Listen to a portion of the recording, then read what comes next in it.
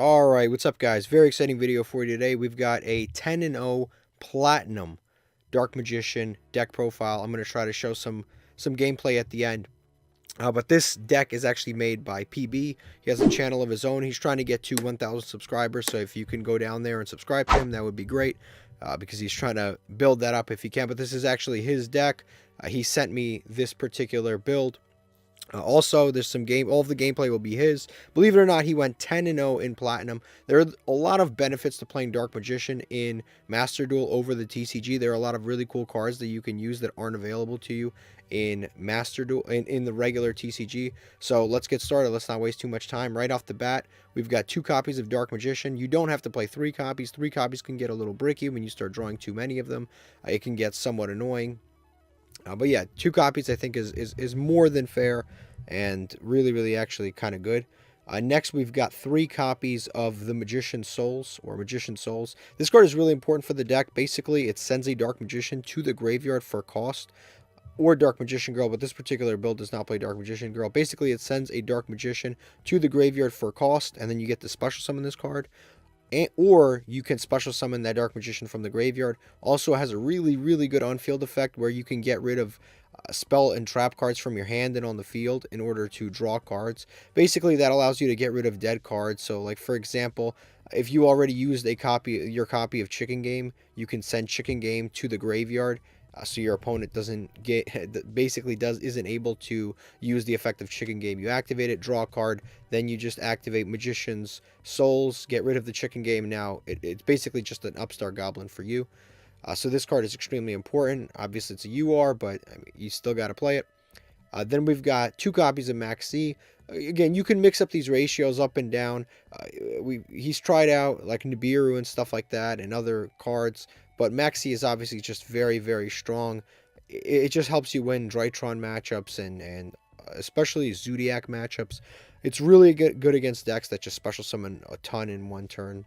Alright, next up we've got Magician's Rod. Magician's Rod is actually extremely important. This is your only normal summon in the entire deck, and it's actually a recurable, abusable resource because every time a spell trap card is activated during your opponent's turn, you contribute a spellcaster monster you control to add this back to hand. This is extremely important. This card is a +1 every single turn.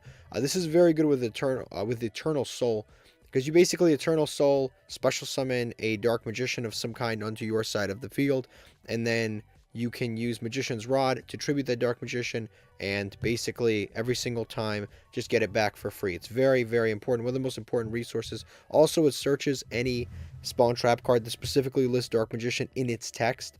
This is easily one of the more important cards in the deck. Definitely very strong. Next, we've got 3 Ash Blossoms. Again, the hand traps really, you can decide what you have and then just use what you have. It doesn't have to be Max C and Ash Blossom, but these just happen to be some of the better choices because they just hit the most decks possible, so they're really good. Next, we've got Apprentice Illusion Magician. This card only needs to be played at 1. You don't have to play more than 1 of this card. The reason this card is so good is because it's not even the special summon effect, it's the other effect, which is the gaining attack. Sometimes you just need to get over larger monsters, and this card really does help with that. Also, it's nice that it's a free special summon. By discarding a card, you can summon it, and then on top of that, it searches a Dark Magician, so you can have it to summon with Eternal Soul from the hand. Next, we've got a copy of Terraforming. We play 2 different field spells, so Terraforming is good. It's, again, just kind of just a free replacement. Then we've got Dark Magic Attack. Dark Magic Attack is a free search off of Eternal Soul. Also, the reason you play the Dark Magic Attack, not only is it good against back row matchups, sometimes you don't have a Dark Magician in the graveyard and you don't have a Dark Magician in the hand, so you can flip the Eternal Soul and then activate Dark Magic Attack, and then to add the Dark Magic Attack, and then you can activate the Magician's Rod in the graveyard and then add it back to the hand. That way you still use the effect where you activated a spell or trap card, so it's really good for that. It's just a free +1. It helps thin your deck. You activate it even when you don't have a Dark Magician because you make sure that you don't draw. You basically make sure that you don't draw this Dark Magic Attack. You thin your deck by 1 card. Then we play 3 copies. Now this is a meta call. 3 copies of Secret Village. 100%.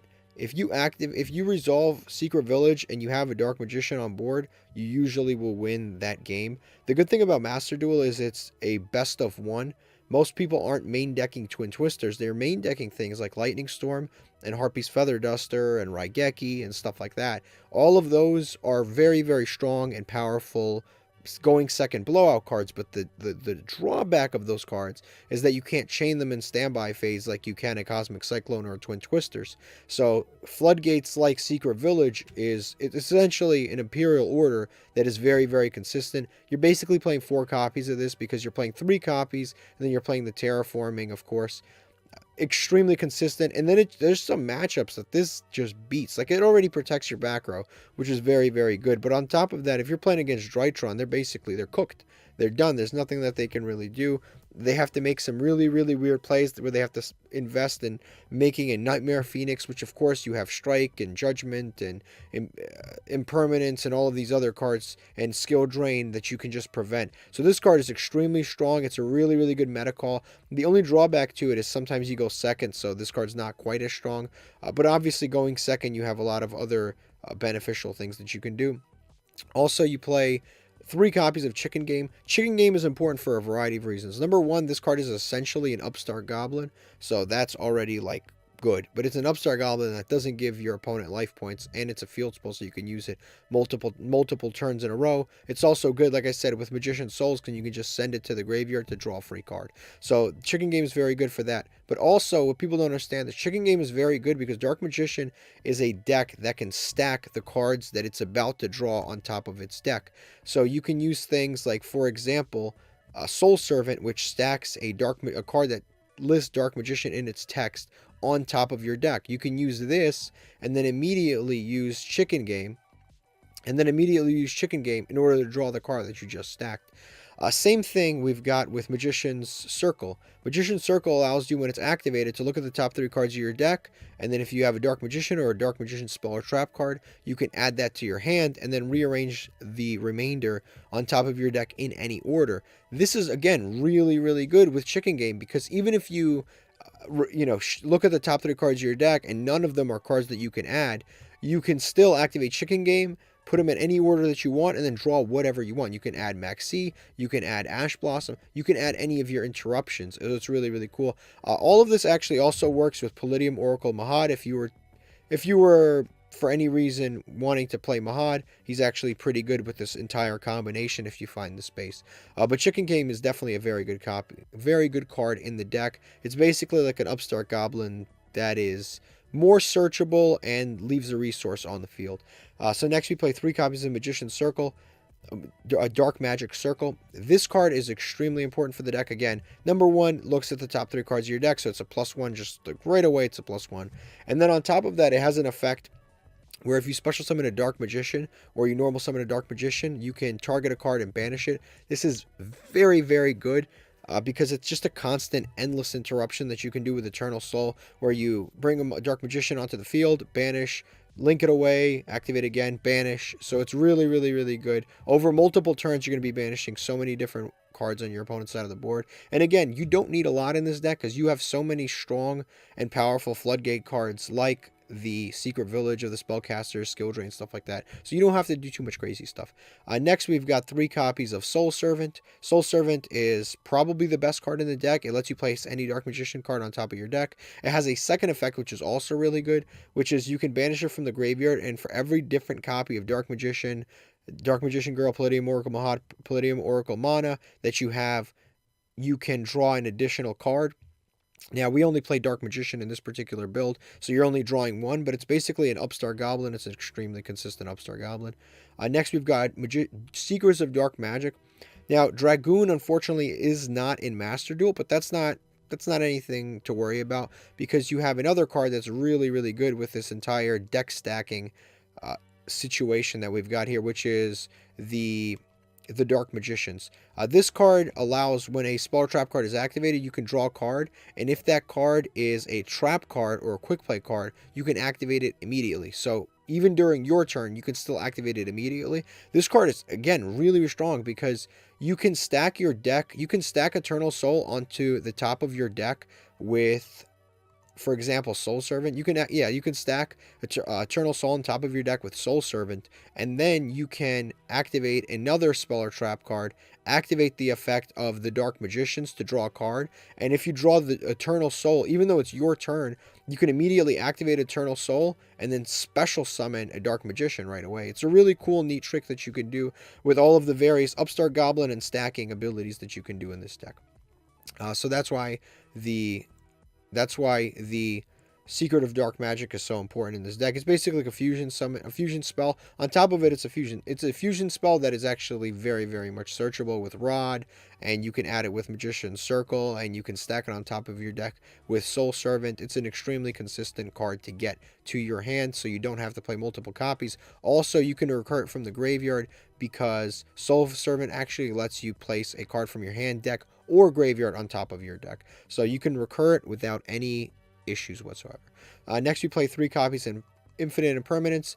Infinite Impermanence is a lot better than any standard hand trap in this deck because, again, even if you play against a matchup like Eldlich, for example, where this card isn't particularly useful, you can just use Magician's Souls to just send it to the graveyard and draw cards. So it's not even that big of a deal. It's better than any standard hand trap, even if it doesn't completely come up every single time. We play 2 copies of Judgment. This used to be 3, but dropped it down because of the inclusion of the Secret Village. You don't have to play more copies of this. Then we've got 3 strikes. Just a very all of the Solemns are just very good in the Dark Magician deck because as long as you can just prevent your opponent from doing too much, it's good enough usually to win because once you have the Eternal Soul Magical Circle setup going on, you're basically going to win that duel. You just have to prevent them from really getting over some of your better back row. Then we play Skill Drain. Skill Drain is extremely good in this deck. The only monster effect that matters in the main deck is Magician's Rod. All of the other ones are like a combination of cost, Dark Magicians, and a variety of things that let you play around your own Skill Drain, so it's no big deal. But yeah, Skill Drain is very good. Also, what else is cool about Skill Drain is you can actually, if you need to get rid of Skill Drain, you can get rid of Skill Drain at any time. Magician's Souls, which is up here, actually has the effect to send spawn trap cards to the graveyard to draw cards. That effect to send spawn trap cards to the graveyard is cost, meaning you can send the Skill Drain to the graveyard for cost, and then you'll be able to resolve your card and draw a card. So you can turn off Skill Drain anytime you want in this deck. On top of being able to turn it off whenever you want, it's already very good because if you have the Eternal Soul and the Magician's Circle set up, you really, it doesn't matter if your effects are negated. You just keep summoning Dark Magicians, and then you can basically out any crazy extra deck monster. Next, we've got Eternal Soul. Again, one of the better cards in the deck. It basically makes your Dark Magicians unaffected by everything, except they're affected by your effects, but your opponent's card effects. It's unaffected by all of your opponent's card effects. If this card leaves the field, it destroys all of the monsters on your board, but you never really have a ton of monsters on your board, so it's not that big of a deal. Also, you have like Secret Village and stuff and Judgment to protect your back row, so it's cool. On top of that, this card lets you add a Thousand Knives or Dark Magic Attack to your hand. We don't play Thousand Knives because Dark Magic Attack is infinitely better. But that effect also is very, very important because it can really help in back row matchups. And then also you can special summon a Dark Magician every single time, once per turn. That effect is really, really good because, I mean, that just allows you to do a ton of plays, puts just a ton of bodies on board every single turn. And when you combine that with the Magician's Circle, it's just absolutely disgusting. So now for the extra deck, we have Dark Magician, the Dragon Knight.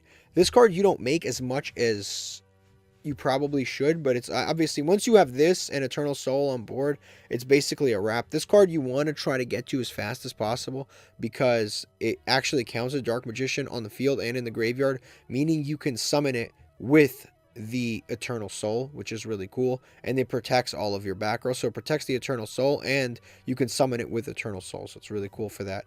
It's another area of kind of like back row protection. The only trouble is that we don't have any dragons in our main deck, so the only way to actually summon it is to use this copy of Imduct, which is a dragon monster, and all you need for this is a normal monster. So what you do is you summon Dark Magician, you link it away into this Imduct, and then you summon back Dark Magician with Eternal Soul, and then you can use the Secrets of Dark Magic, and then you can go into the Dark Magician, the Dragon Knight. So that's really the only way to summon it, but it's fine because it's better that we have a dragon in our extra deck than in our main deck because we don't have to worry about drawing it. Next, we play a copy of Dark Magicians. Again, very important card in this particular build. It's basically like Upstart Goblin meets Dark Magician because we can't play Dragoon. We play Big Eye. This is basically, it's like Snatch Steal, just 2 level 7 monsters. Awesome card. Imduct, I said, this is just a free dragon. Also has an effect where if this battles an opponent's monster and it's pointing to that monster, it basically destroys it at the start of the damage step automatically. Pretty good, because it's basically, as long as you just point it to, you summon it and you point it to a monster, you can just out it for free. It's really good. Link Karibo we use for Magician Souls. If we have it on field, we just summon this. You can use Link Karibo under Skill Drain to block attacks if you need to. It's pretty good there. We also play Relinquished Anima. This card is another one you can use under Souls. It basically is like another Snatch Steal. You can link away Souls, summon this, snatch an opponent's monster. It's pretty good. Then we've got 2 copies of Aramis, the Magista's Moon Maiden. This card usually you use with Rod or the Magician's Souls. So what you use this for is you can link away Rod and then summon this, and this is still a spellcaster. And then what you can do is you can tribute this thing during your opponent's turn to add back Rod, and then you can normal summon Rod the following turn and just be able to special summon again. It's very good for that. It's basically just free special summon.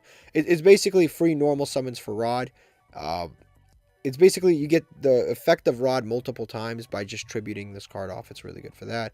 Akashic Magician allows you to bounce. We've got Nightmare, and it's still a spellcaster. We've got Nightmare Phoenix, just generic spot removal for spawn trap cards. We've got the IP Masquerena. Sometimes you can get a little deeper into the game and you can make these plays. This is not something you're doing turn 1, but it's definitely not bad because you can have multiple interruptions. You can go into Unicorn during your opponent's turn, for example. Then we also play Blackluster Soldier, Soldier of Chaos. Once you make this, it's basically a wrap. But these cards over here aren't particularly necessary. The only extra deck cards I would say are completely necessary are the Imduct and the Fusions. The Imduct, the Fusions, and the Moon Maiden. Everything else is up to it's up to your discretion. You don't have to play all this stuff, but definitely those 4 are guaranteed. Also play Access Code Talker and Borload Dragon. Again, this can be Boral Sword, this could be any other thing. So yeah, like I said, 1, 2, and 3 and 4, those are mandatory. The rest, it's up for your discretion. Alright, so here we've got some gameplay of Dark Magician versus, in this particular case, Thunder Dragons. This is, again, PB's channel. You can go check it out. His channel is going to be in the description. Thunder Dragons is not an easy matchup for anybody, but this is going second against Thunder Dragons. No hand traps. They're definitely going to set up probably at least the Thunder Dragon Colossus, because obviously it's limited to 1, and then of course most likely a Thunder Dragon Titan for some sort of interruption. You've got the Matrix on board. There's going to be a lot going on already. We've got a Thunder Dragon Colossus. Thunder Dragon Fusion is going to allow them to shuffle back materials from the graveyard. There comes Titan. Titan's an additional interruption, so we've got basically 2 interruption board. They're going to activate Chicken Game. You cannot respond to Chicken Game. Pay 1,000 life points. Magician Circle, you can't add, but you can look at the top 3. Special Summon. And right off the bat, we're going to be able to banish because Magician Souls can let us special summon right off the bat, banish the Thunder Dragon Colossus. And now the Magician's Rod is active, good to go. And that Thunder Dragon Colossus is stuck out there for quite some time. Put Eternal Soul on top of the deck, draw it. Also, again, very, very consistent. This is why you play some of this stuff. Akashic Magician is going to bounce the monster that it points to.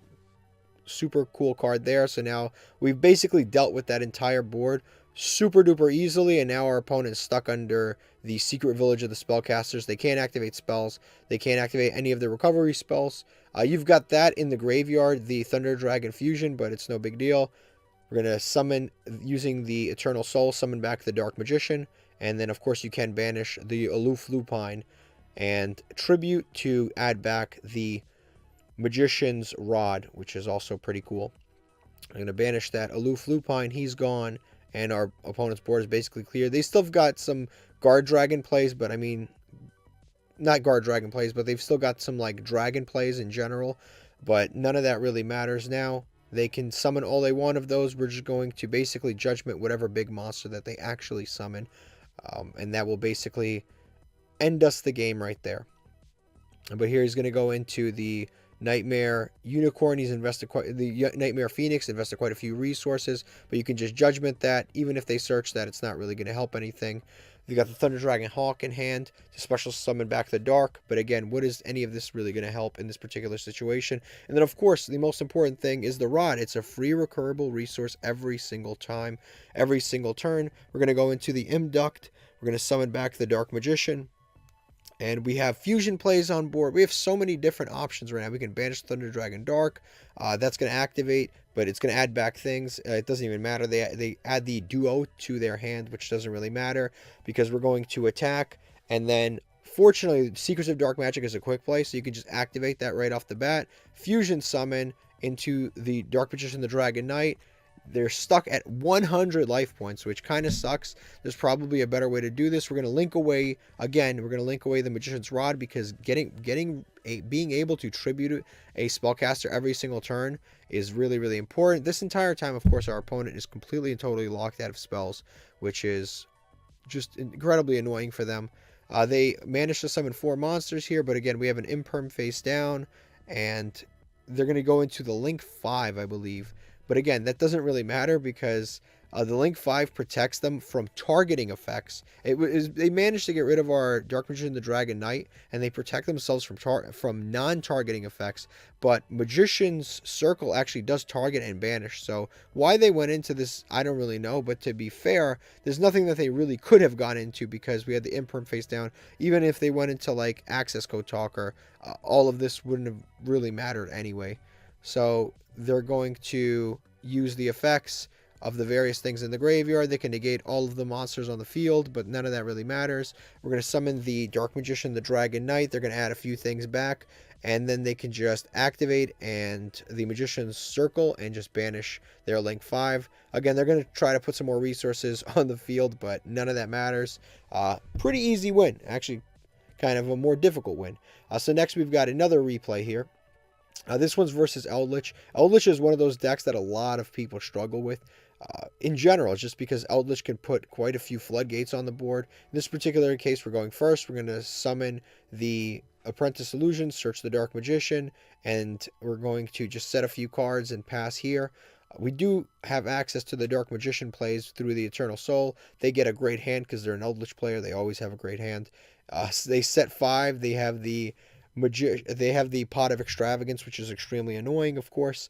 But yeah, Eldlich always draws disgusting hands. They're going to pass on 5, meaning they have a ton of floodgates and Conquistador probably, and a bunch of annoying stuff. We're going to summon Dark Magician, activate Dark Magic attack. Our opponent's going to Judgment.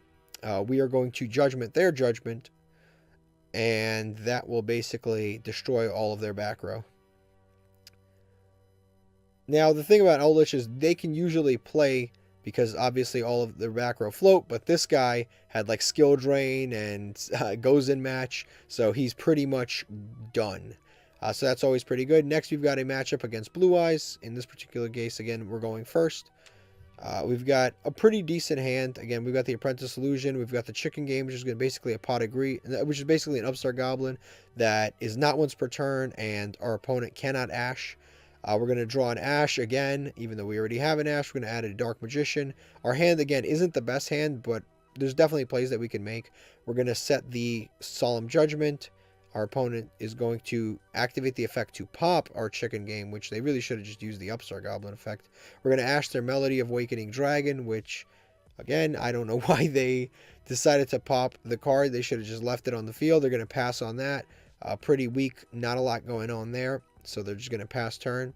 They're going to activate True Light, which is basically a version of our card, which is Eternal Soul. It's basically like Blue Eyes' version of Eternal Soul. They're going to activate the True Light again to set another card. They're going to set the Bingo Machine Go. That'll give them access to all of the Blue Eyes White Dragons. They're probably just going to reveal 3 Blue Eyes. This is actually a pretty decent play because now they have Blue Eyes in hand, and next turn they can start summoning Blue Eyes. We're going to activate our own Eternal Soul to add Dark Magic Attack, which is going to allow us to just destroy all of their back row next turn. We are going to activate our Eternal Soul, they're going to activate there. True Light, we're going to chain Max C to that. There's a lot going on here. There's a lot of, there's Trap Blue Eyes versus Dark Magician going on the board.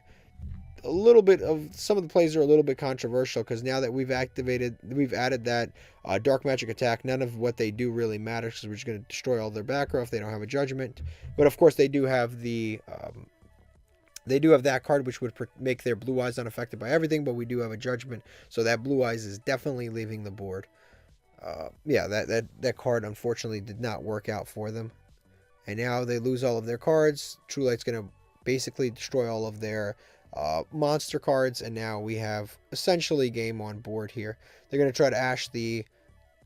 They are going to successfully ash the Magician's Circle, but none of that really matters at this point. Because we have a ton of damage going on here, and we can just attack and end the game here. All right, next up we've got another replay. This one particular replay is against Drytrons. Drytrons are going to go first in this particular case. We do have a hand trap, which is an Ash, which is always nice to see an Ash.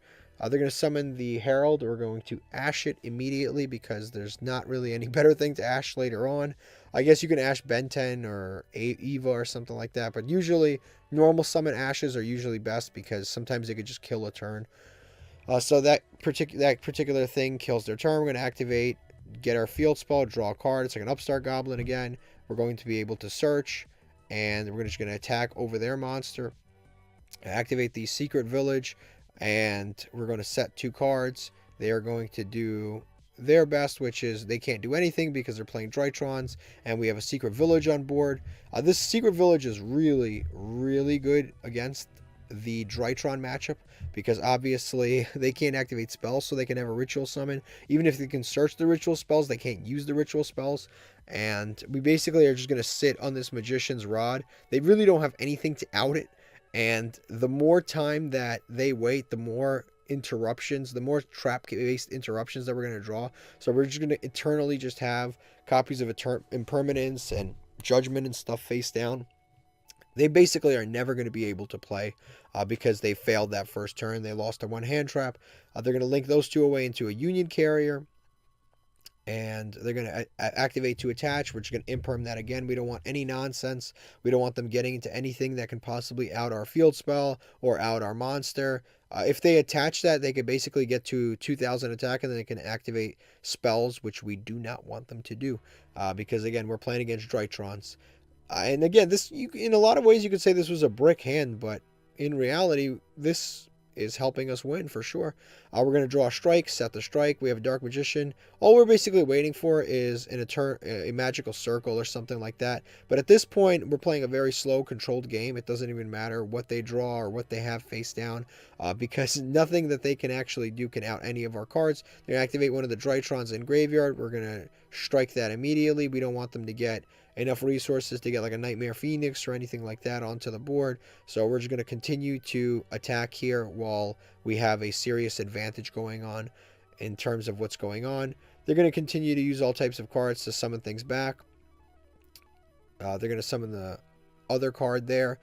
At this point, they could have summoned one of the monsters and attack one and just attacked over the Rod. I don't know why they didn't do that. But they're going to summon the Drytron XYZ monster. We're going to Judgment it immediately because, again, we are basically playing Protect the Castle with this copy of Magician's Rod of all the different cards. We're going to set the Eternal Soul because it is a quick play. You can activate it during your opponent's turn so that we can basically ensure what we draw next turn so that we can get to the Magician's Circle package or the Eternal Soul package. They're again going to summon the Drytrons.